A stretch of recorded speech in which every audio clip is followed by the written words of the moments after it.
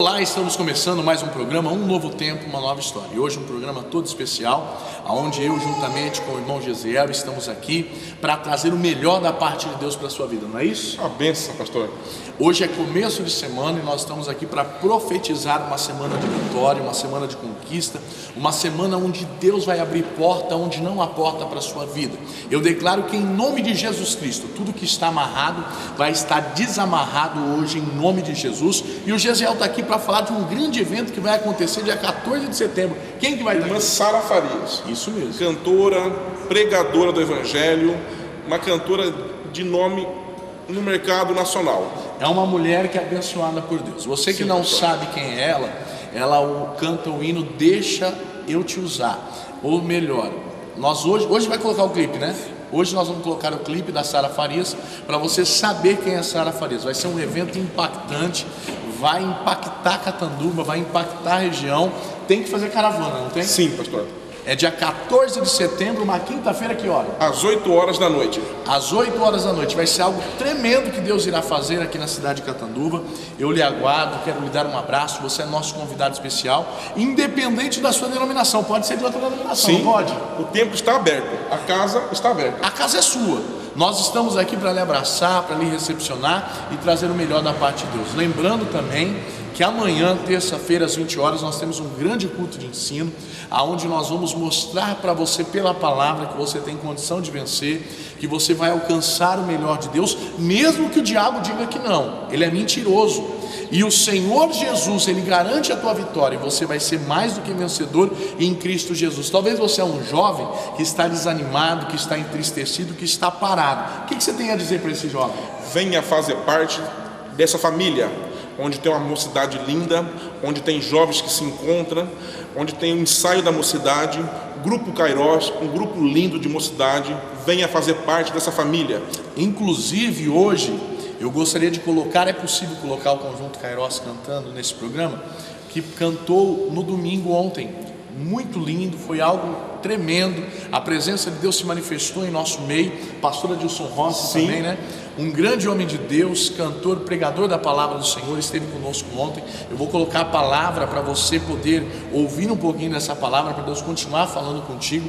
O que Deus tem feito no Ministério Novo Tempo, Uma Nova História, tem sido muito forte. Deus tem curado, tem libertado, tem batizado com o Espírito Santo e principalmente tem trazido comunhão, não é isso? Sim. Paz, que é o que anseia as famílias brasileiras hoje, as famílias catanduvenses. Paz, e nessa casa se encontra a paz. A comunhão da parte de Deus. Você é muito bem-vindo, eu quero lhe dar um abraço, quero orar por você. Terça-feira agora, amanhã, às 20 horas, culto de ensino. Sexta-feira, segundo dia da campanha Derrubando Muralhas. Sexta-feira passada foi muito forte o que Deus fez. Esta sexta-feira, na ocasião, todos que estiverem conosco vão ser ungidos na porta. Nós estaremos orando por milagre, orando por cura, e o milagre da parte de Deus vai ser muito grande na tua vida. Um beijo no teu coração, que Deus te abençoe. Uma semana de vitória, não saia daí. Nós vamos colocar uma palavra da parte de Deus agora, um louvor que vai edificar a sua vida, vai falar muito forte ao seu coração. O que você deseja para a semana de cada um? Uma excelente e maravilhosa semana na paz do Senhor Jesus Cristo. E você, empresário de Catanduva, não desanime, não pare de crer. Jesus faz parte da sua empresa e você venha participar desse templo, dessa casa, e é uma paz do Senhor meu e do meu pastor. Deus te abençoe em nome de Jesus. Amém. Carana Instrumentos Musicais, vendas e consertos de instrumentos musicais, acessórios e equipamentos de som, com garantia e assistência técnica especializada. Regência, formação de músicos nas igrejas, escolas e entidades. Arranjos para bandas, conjuntos e orquestras. Método simples e eficiente, com o maestro Carana. Carana Instrumentos Musicais, Rua Espírito Santo, 973, Higienópolis, em Catanduva. Telefone 3523-4834. Acesse o nosso site www.caranainstrumentosmusicais.com. Posto de Serviços. Há 5 anos no mercado, agora com troca de óleo para carros, motos, veículos utilitários e caminhões. A única em Catanduva, projetada para veículos de grande porte, com entrada e saída livre de manobras. Venha realizar a sua troca de óleo no Dependente Posto de Serviços, na Rua Lucélia, 644, esquina com a Cordeirópolis, no Jardim Del Rey, em Catanduva. Fone 3524-8264. Dependente Posto de Serviços.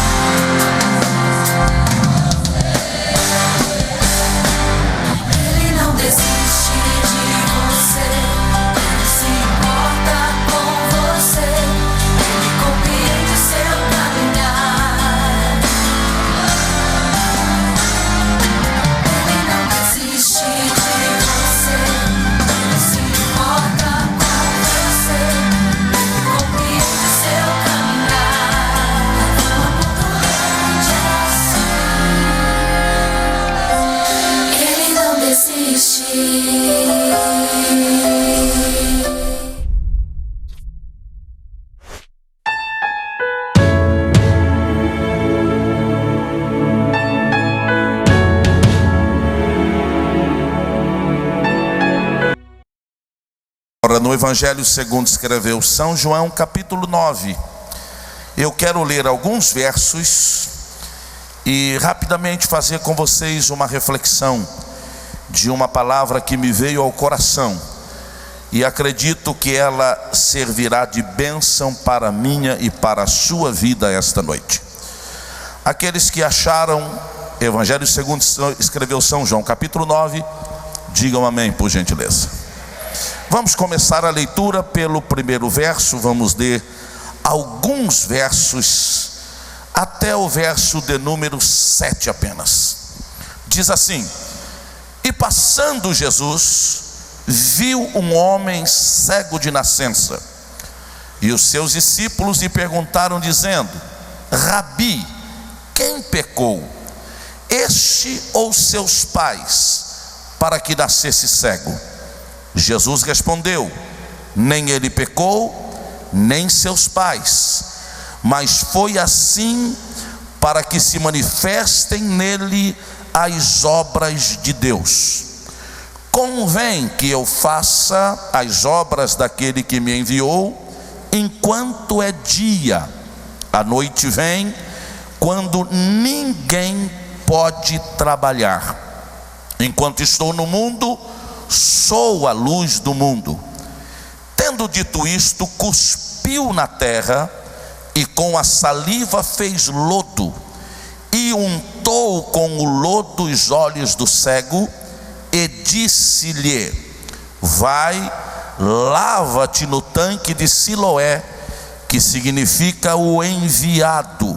Foi, pois, e lavou-se, e voltou vendo. Quantos dizem amém pela leitura? Queridos, está aqui um milagre realizado por Jesus, dentre tantos milagres que ele realizou durante o seu ministério aqui na terra. E é importante ressaltar que os milagres que Jesus realizou durante o seu ministério, ele tinha 3 grandes objetivos. O primeiro grande objetivo era atender alguém que na hora do milagre estava necessitando dele. Portanto, o Senhor realizava um milagre a fim de alcançar alguém em aflição, em desespero, em necessidade, que naquele momento só tinha como alternativa para resolver a sua situação um milagre. Aí Jesus realizava o milagre e atendia o necessitado. Mas havia um segundo objetivo nos milagres de Jesus Cristo. Era para que as pessoas que o acompanhavam pudessem reconhecer que verdadeiramente ele era o Messias enviado de Deus. Isso está muito claro quando Jesus ressuscita Lázaro. E é interessante que na oração que Jesus faz diante do sepulcro, é uma oração muito ímpar, porque Jesus diz assim: Pai, eu sei que tu sempre me ouves. Como quem queria dizer, não será diferente desta vez.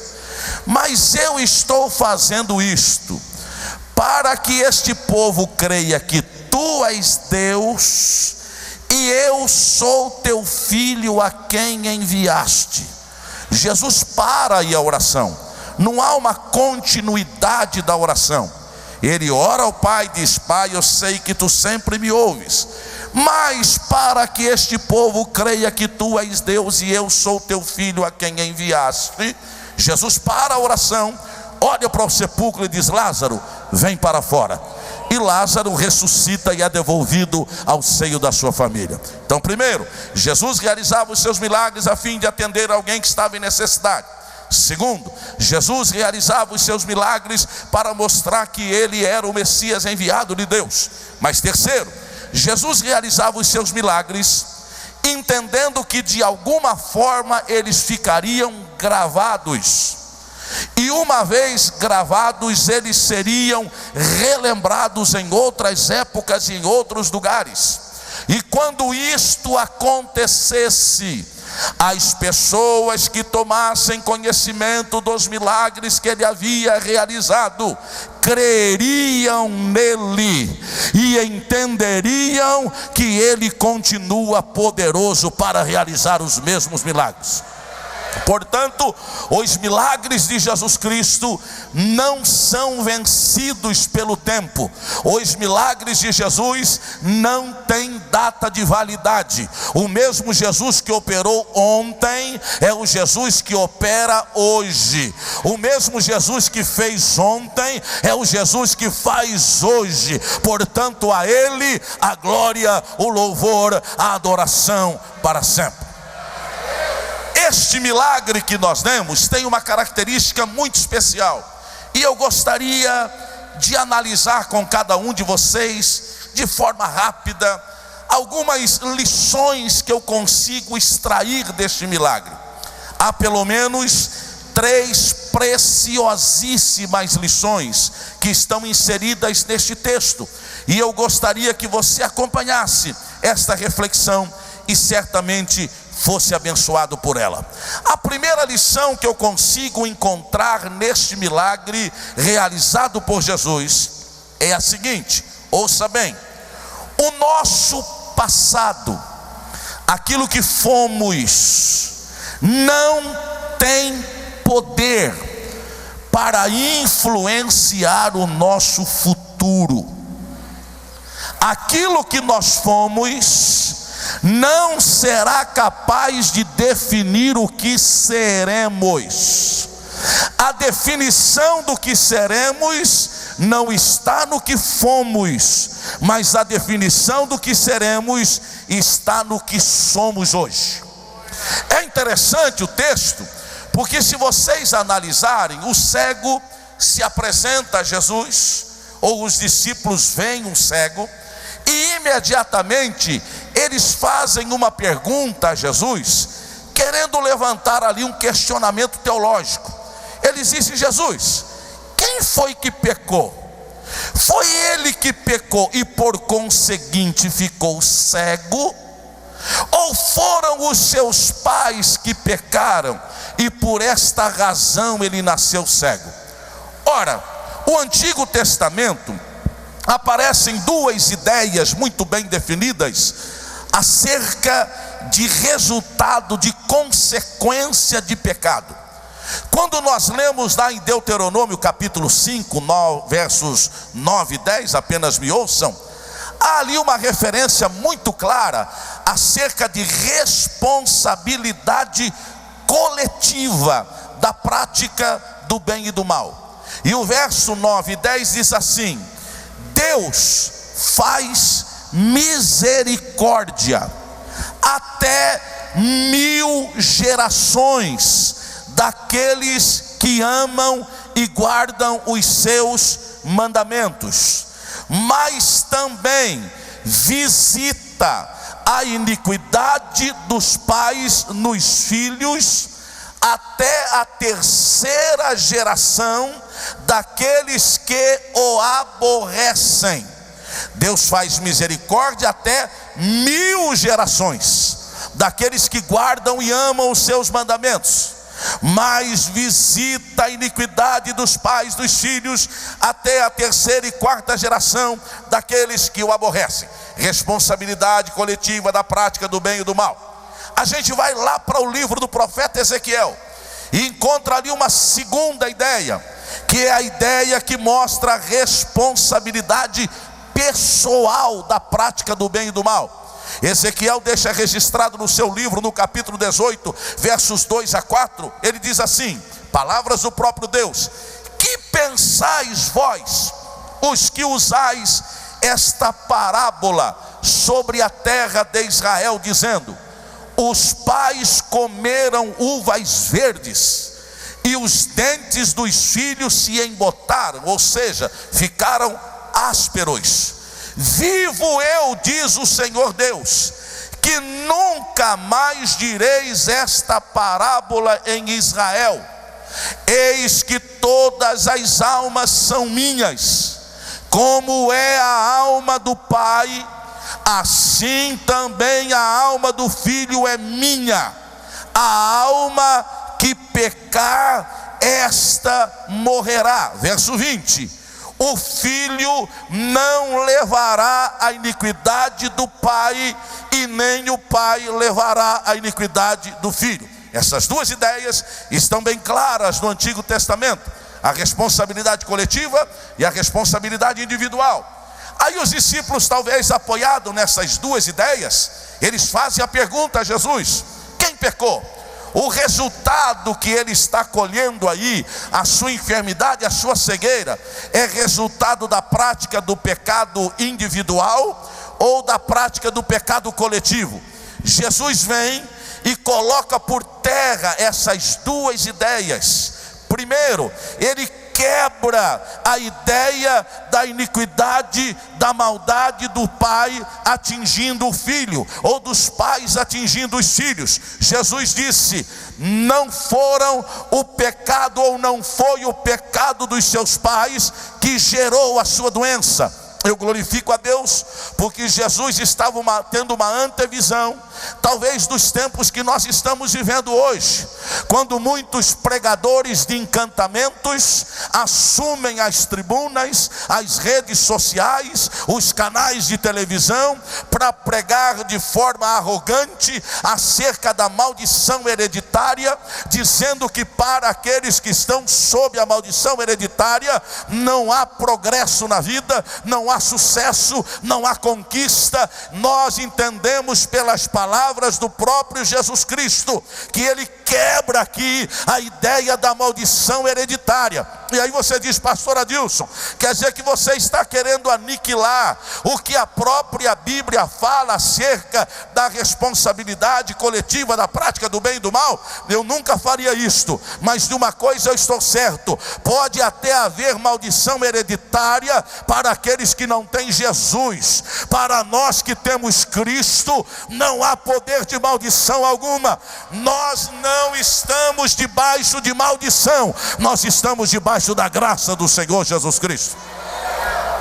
Jesus quebra aqui também a ideia da prática do pecado individual. Jesus disse: não foi os seus pais, ou não foram os seus pais, e nem tampouco ele que pecou, mas isto aconteceu para que haja uma manifestação do meu Pai na vida deste cego, a fim de que todos reconheçam que o meu Pai tem poder para aniquilar a força do pecado, e o passado não conseguirá definir o futuro daqueles que estão em Cristo, senão o próprio Cristo que habita neles.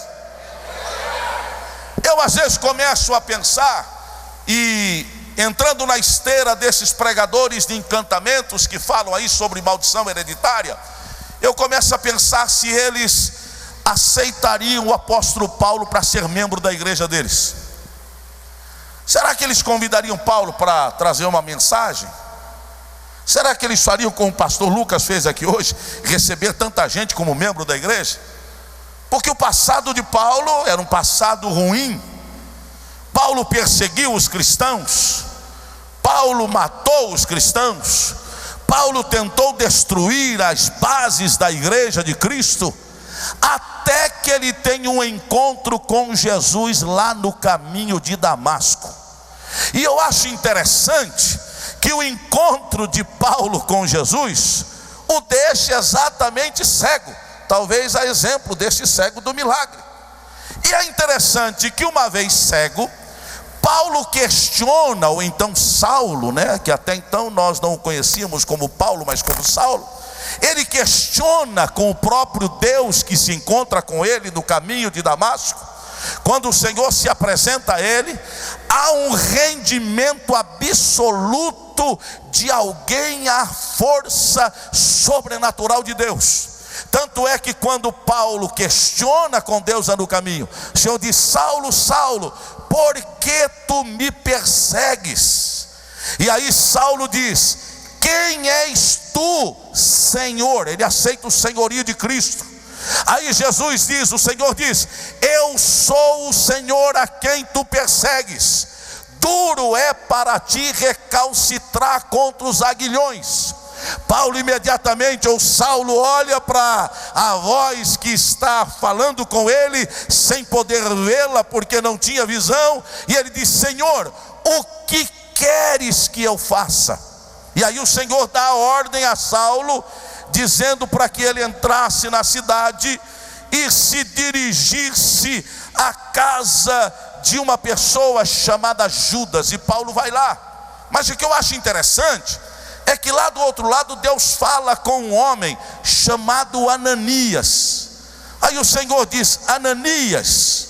E eu parece que estou vendo Ananias dizer: Senhor, eu estou aqui, Senhor, o que tu queres? O Senhor diz: Ananias, eu preciso de um trabalho seu, Ananias. Eu preciso que você se levante e entre na cidade, procure lá uma rua chamada Direita. Quando você chegar nessa rua, se informe lá onde mora Judas, e entre na casa de Judas, porque está lá um homem chamado Saulo, e eu quero que você vá lá fazer uma oração por Saulo. Se vocês lerem o texto, vocês vão ver que há um questionamento da parte de Ananias. Ananias diz: Senhor, onde é que o senhor está querendo me levar, Senhor? Este Saulo que o senhor está falando é aquele famoso aí que todo mundo anda dizendo, que persegue os crentes, que anda fechando as igrejas. É aquele mesmo Saulo?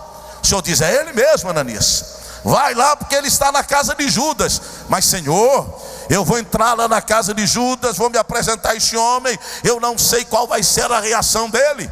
O Senhor diz: fique tranquilo, Ananias, porque Saulo está na casa de Judas, e tem duas informações que eu preciso dar para você.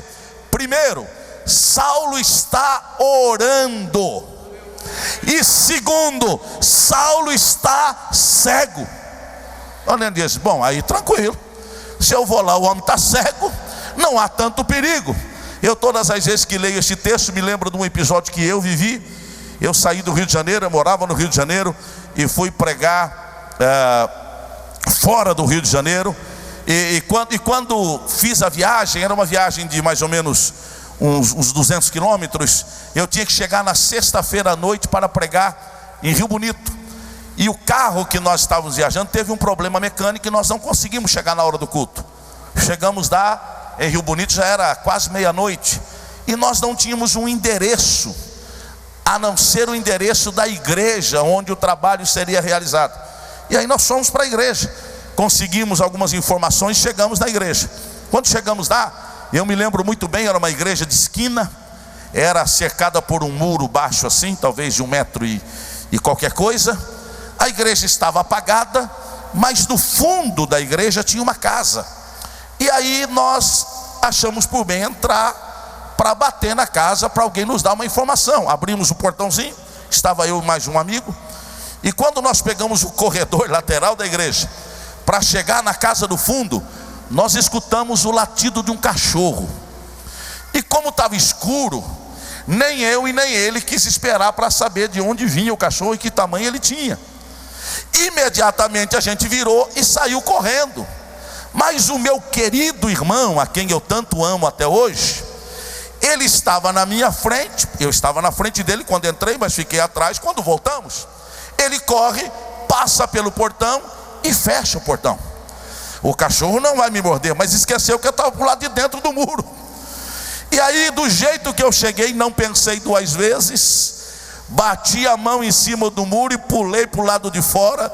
Eu disse comigo: prefiro torcer o tornozelo do que ser devorado por um pitbull.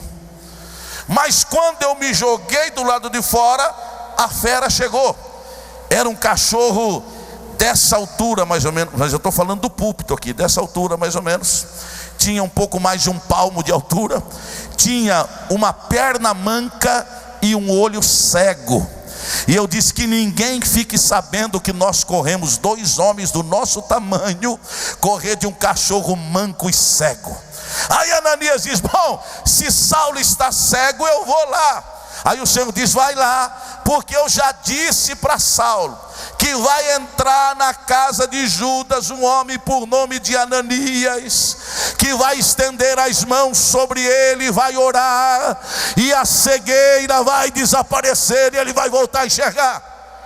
Aí Ananias vai na casa de Judas, e é interessante a maneira como Ananias se apresenta a Saulo. Ananias chega lá e diz o seguinte: irmão Saulo, o Senhor me mandou aqui para que colocasse as mãos sobre ti, a fim de que se fosse restaurada a sua visão. E este mesmo Deus que me mandou aqui para que a sua visão seja restaurada, Ele manda eu te dizer que tu és um vaso escolhido por Deus para levar a sua palavra aos reis e poderosos desta terra e também aos gentios. E aí Ananias estende as mãos, ora por Saulo, e lhe é restaurada imediatamente a sua visão. Por que eu perguntei se esses pregadores de encantamentos teriam coragem de receber Saulo como membro de sua igreja? Porque o passado de Saulo com relação a Deus e a sua igreja, certamente na visão desses encantadores, comprometeria definitivamente o seu futuro, e ele estava destinado à perdição e à maldição eterna. Mas o Senhor, que já se fez maldição por nós, para quebrar o efeito dela em nossas vidas, restaura Saulo, faz dele um homem impetuoso, um homem cheio de graça, um homem cheio de autoridade, um homem cheio de poder, com uma mensagem penetrante, porque o Senhor não olha para quem você foi, o Senhor olha para quem você pode ser. E aí, o mesmo apóstolo Paulo, escrevendo aos Romanos, no capítulo 8, verso 1, ele diz: portanto, agora nenhuma condenação há para os que estão em Cristo Jesus, que não andam segundo a carne, mas segundo o Espírito, porque a lei do Espírito de vida em Cristo Jesus me livrou da lei do pecado e da morte. Só os que entendem e recebem esta palavra, levante o seu braço e glorifique a Deus esta noite. Glória a Deus. Dá uma olhadinha aí para a pessoa do seu lado. Diga para ela: o seu passado não definirá o seu futuro. O presente é que fará isto. E o seu presente é com Deus. O seu presente é debaixo da sua graça. O seu presente é debaixo das suas misericórdias. O seu presente é debaixo da sua unção. O seu presente é debaixo da sua glória. O seu presente é debaixo do seu poder. Portanto, levante o seu braço e adore a Deus esta noite. O seu futuro será de glória. Glória a Deus. O seu futuro será de glória. Eu repito uma vez mais: o seu futuro será de glória. É mentira de Satanás quando ele tenta soprar nos seus ouvidos que você não chegará a lugar algum. Há propósitos de Deus para a sua vida. Receba-os nesta noite, receba-os nesta noite, e comece a caminhar uma caminhada de vitória. Mas há uma segunda lição neste texto. Os discípulos de Jesus questionam com Jesus: quem foi que pecou? Jesus quebra as duas ideias da responsabilidade coletiva da prática do bem e do mal, e da responsabilidade individual da prática do bem e do mal. Mas aí Jesus dá uma resposta aos seus discípulos. Ele diz o seguinte: nem ele pecou e nem seus pais pecaram, mas isto aconteceu para que fossem manifestas nele, ou para que se manifestem as obras de Deus. Convém que eu faça as obras daquele que me enviou enquanto é dia. A noite vem quando ninguém pode trabalhar. A segunda lição que eu entendo deste milagre de Jesus é que eu e você fomos criados, e há uma razão, há um propósito nesta criação. Eu e você fomos criados para que as obras de Deus se manifestem através de nós. Eu e você somos instrumentos de Deus para que as obras de Deus se manifestem aos homens. Vocês oraram aqui hoje, e quando estive aqui foi culto de inauguração, pastor Lucas. Vocês fizeram a mesma oração, orando pela cidade, orando pelo país, orando pelas autoridades, orando para que Deus, através do seu poder, venha mudar os rumos da nossa nação. Nosso país não foi criado para viver numa situação vergonhosa como esta que vive, e a igreja de Deus é que vai fazer a diferença. A solução para a moralização do nosso país não está no Congresso Nacional. A solução para a moralização do nosso país não está nas assembleias legislativas e nem nas câmaras municipais. A solução para a moralização do nosso país está com a igreja de Cristo, que somos nós. Nós é que vamos fazer a diferença. A Bíblia diz que nós somos a coroa da criação de Deus. Somos a obra perfeita de Deus. Ora, se nós somos a coroa da criação, se nós somos a obra perfeita, nós fomos criados para funcionar. E funcionar de tal maneira que o nome daquele que nos criou seja glorificado através de nós. Como é que nós podemos manifestar as obras de Deus? Primeiro, podemos manifestar as obras de Deus pela mudança de comportamento que temos quando nos encontramos com Deus. Quando nós temos um encontro com Deus, a nossa vida muda por completo.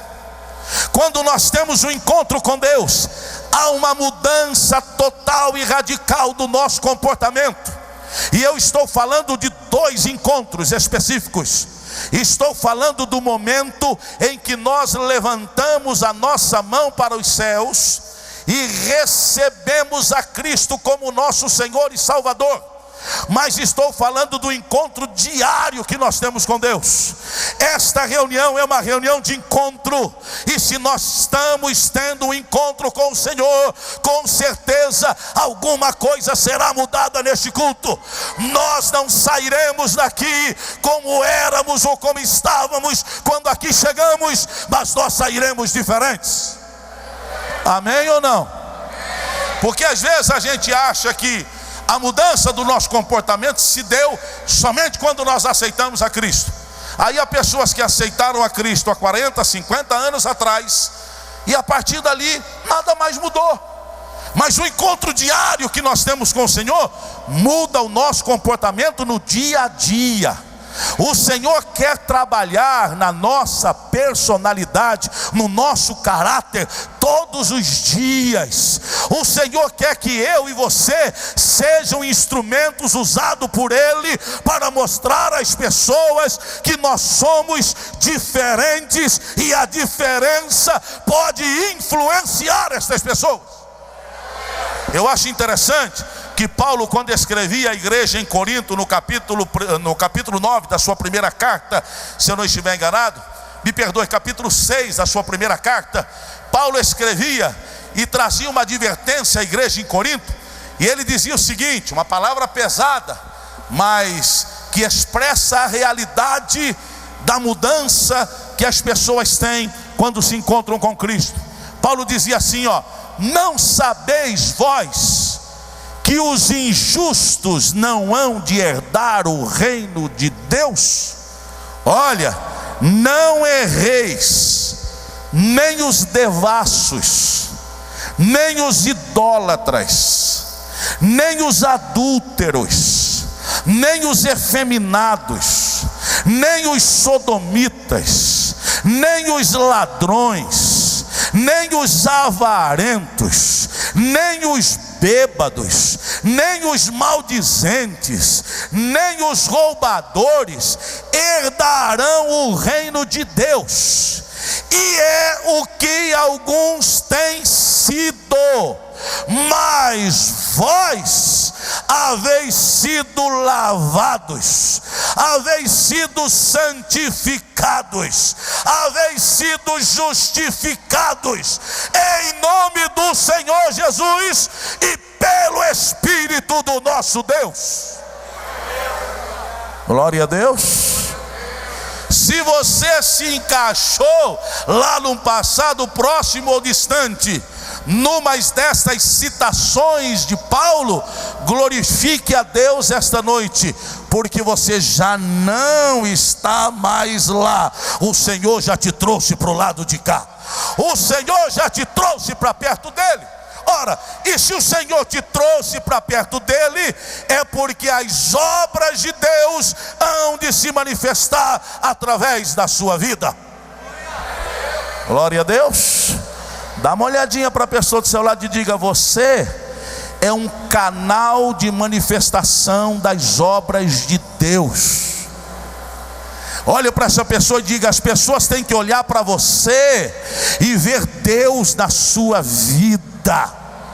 As pessoas vão acompanhar os seus passos e as suas ações e entender que você tem compromisso com Deus. Evangelho de compromisso. Mas como é que nós mostramos as obras de Deus através de nós? Pela mudança de comportamento quando temos um encontro com Cristo, e pelas nossas ações e atitudes depois do encontro com Cristo.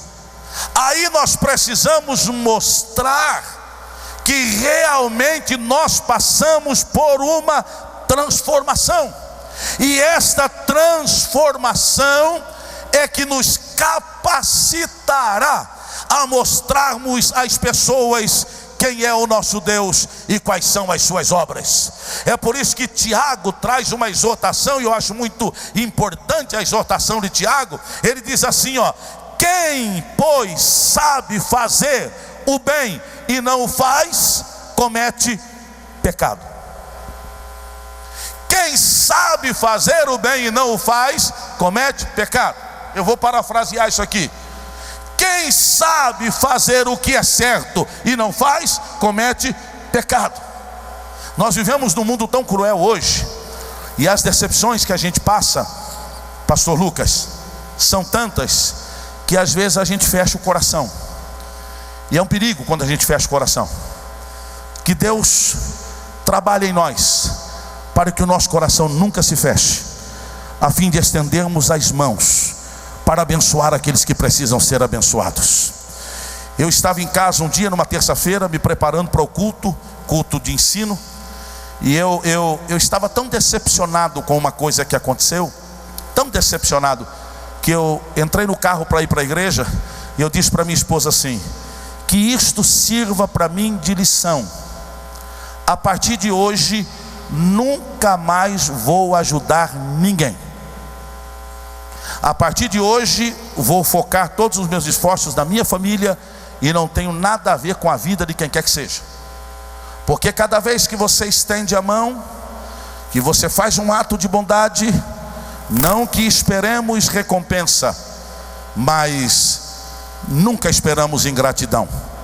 E naquele dia eu tinha sido vítima de uma ingratidão tão grande, que eu disse: não vou ajudar mais ninguém. E vou para a igreja dirigindo meu carro, não ajudo mais ninguém. Minha esposa quieta, não falou nada. Quando entrei no estacionamento da igreja, um irmão começou a bater no vidro do carro. Disse: pastor, disse: irmão, quero estacionar o carro primeiro. Eu já não estava muito crente naquele dia. E aí o irmão vem e bate no vidro. Irmão, espera um pouquinho. Parei o carro. Quando parei, abaixei o vidro.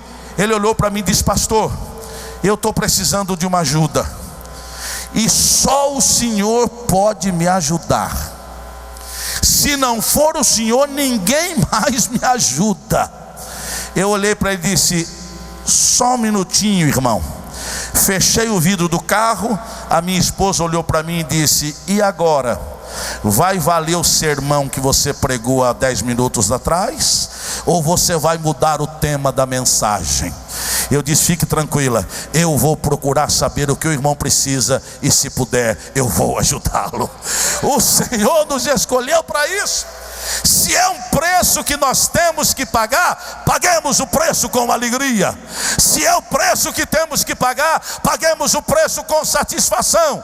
E entendamos que a recompensa não virá do homem, a recompensa virá do Senhor. Só os que podem adorá-lo, levante os braços e glorifique o seu nome esta noite.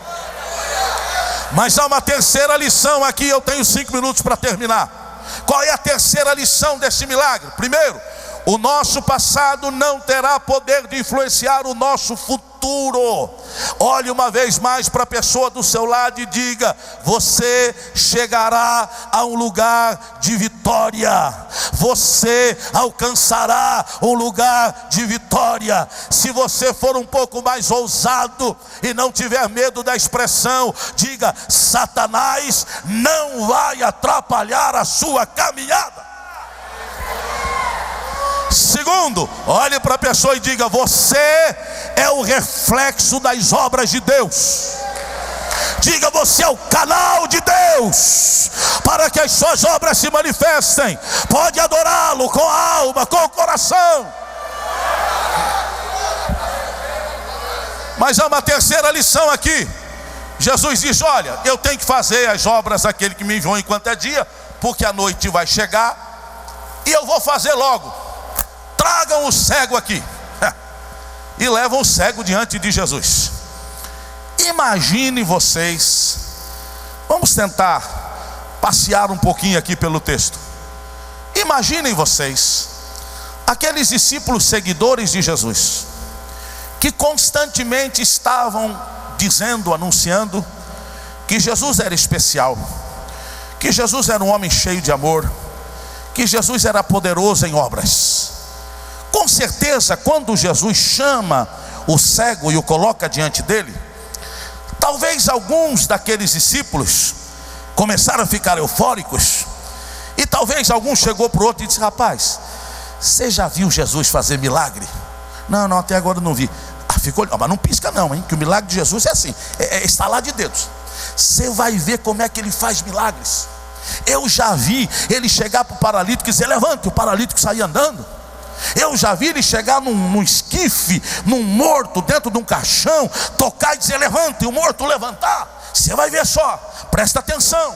E de repente Jesus olha para o cego e tem uma atitude que nunca tinha tido até então. Me perdoem tentar reprisar de forma mais clara e mais real o que aconteceu. Jesus olha para o cego, olha para o chão e faz assim, ó.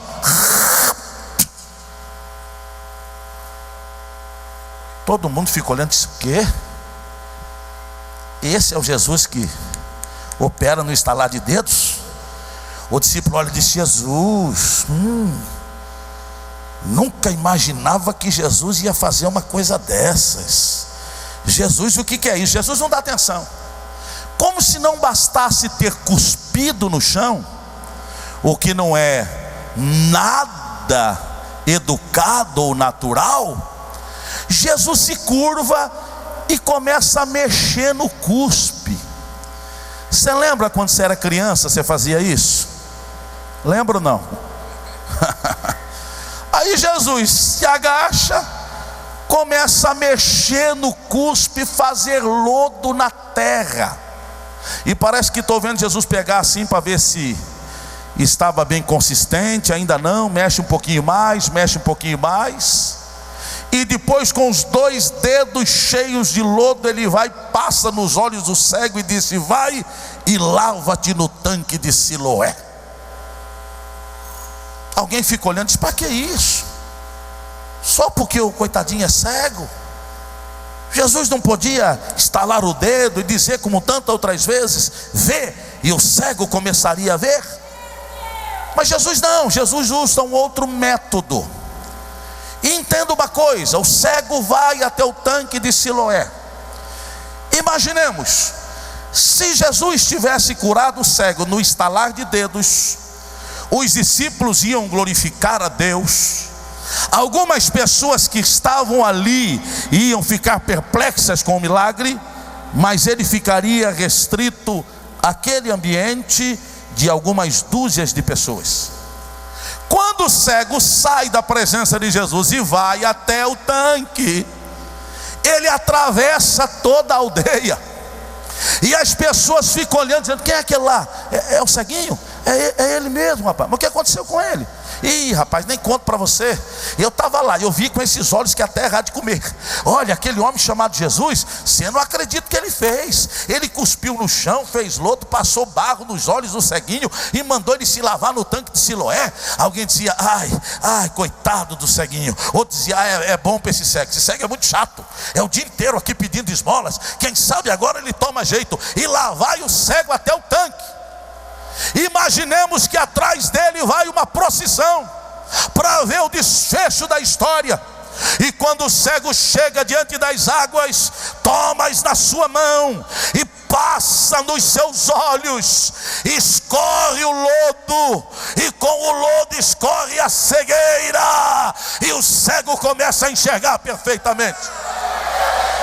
Aí há o quê? Há uma glorificação em toda a aldeia, porque tiveram que reconhecer que Jesus verdadeiramente era poderoso.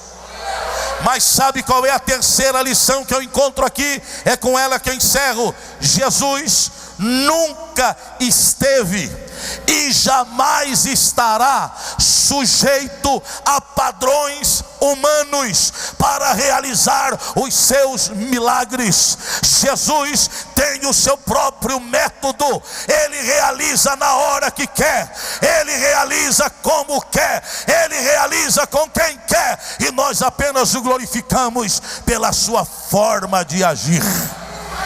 Dá para adorá-lo esta noite ou é difícil? Vocês creem que Jesus está aqui para fazer milagres hoje? Eu creio. Aí nós queremos ditar padrões para o Senhor.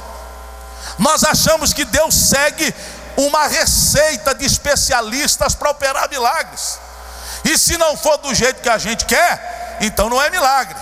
Se não for do jeito que a gente programa, então Jesus não vai agir. Deus não precisa de programa de ninguém. Deus não precisa de receita médica de doutor algum. Ele é poderoso para agir da sua forma e poderosamente. Vou encerrar. Eu estava pregando na cidade de Caruaru, pastor Lucas. Um grande congresso de jovens lá na Feira dos Jeans em Caruaru. É um espaço grande. Tinha lá algumas milhares de pessoas que tomaram aquele ambiente para ouvir a palavra de Deus. E no sábado à noite, quando eu terminei de ministrar a palavra, eu fiz o convite para que as pessoas aceitassem a Cristo. E algumas pessoas vieram à frente e se renderam a Cristo.